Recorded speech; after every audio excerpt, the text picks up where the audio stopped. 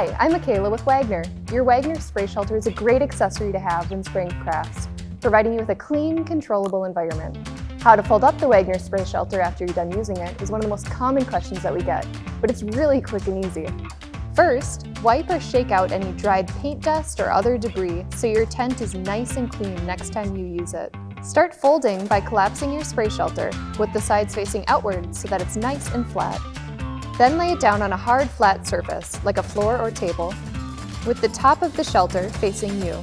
Be sure to tuck in all the extra material to make folding easier. Next, grab the big end of your spray shelter and fold it toward you. Hold it in place while you collapse each side in on itself to form a circle.